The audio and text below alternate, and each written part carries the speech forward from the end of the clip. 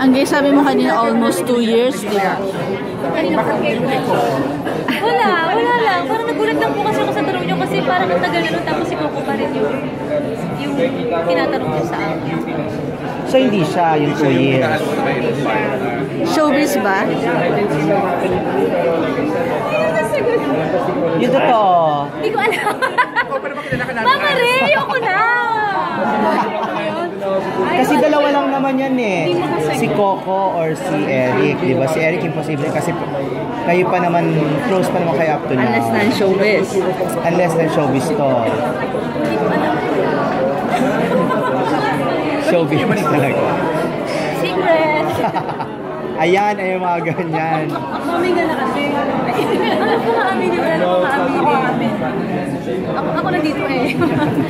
Basta, yun po. Yun lang yung mga... Ang gay, sabi mo kasi na almost 2 years, di ba? Ano na lang yung nagpa-joke sa'yo na tama na yung katangahan ko sa pag-ibig? Kasi napapabayaan ko na yung pagkanta.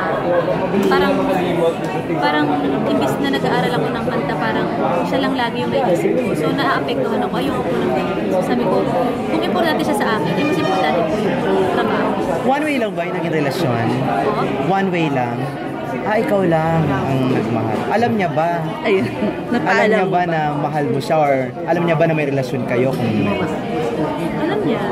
Alam niya, pero siguro mas gusto niyang gawin yung mga bagay na gusto niya gawin. Parang ganun. Okay. Parang gets ko na siya. Mama Ray, alam mo yun? Yun na yun. Pero ang gay, hindi ka naman ba na, sorry for the word, traumatized dun pagdating sa pakikipagrelasyon dahil dun sa nangyari? Ano po? Hindi ka ba nag-alangan na sa mga susunod na relasyon? Ay, hindi naman. Kasi after po nun, mas better yung mga nakikilala ko na willing maghintay. Alam niyo yun, yung gano'n. Nalaman niya na nasaktan ka na 1 year na gano'n. Opo naman. So dead mo lang siya, ganyan. Willing siyang makipag-usap, pero nag-stop na po ako. Sumuka na talaga. Pero okay na. Ayoko na kasing pag-usapan. Pero okay naman kayo ngayon? Minsan, okay.